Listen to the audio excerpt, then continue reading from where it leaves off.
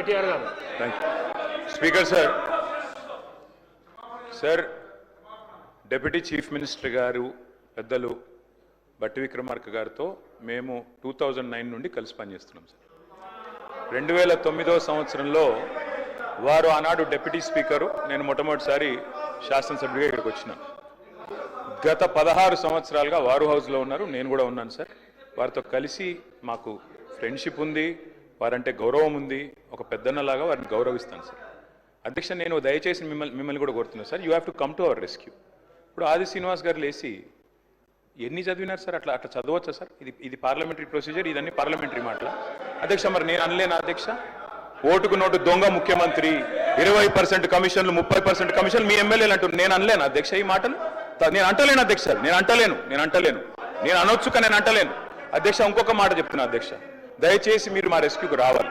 నేను ఏం అనలేదు అధ్యక్ష, నేను వారిని ఏం అనలేదు అధ్యక్ష. నేనేమన్నాను అధ్యక్ష, జడ్చర్ల శాసనసభ్యులు అనిరుద్ధ్ రెడ్డి గారు 30% కమిషన్ అని మాట్లాడినారు, దాని మీద చర్య తీసుకోమని రెవెన్యూ మినిస్టర్ గారిని అడిగాను.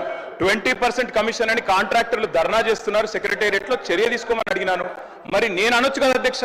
పిసిసి అధ్యక్ష పదవిని 50 కోట్లకు కొనుక్కున్నాడు రేవంత్ రెడ్డి అని చెప్పి కోమటిరెడ్డి వెంకటరెడ్డి అనొచ్చు కదా అధ్యక్ష?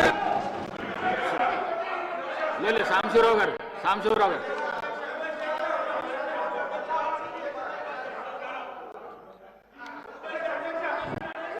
Thank you sir.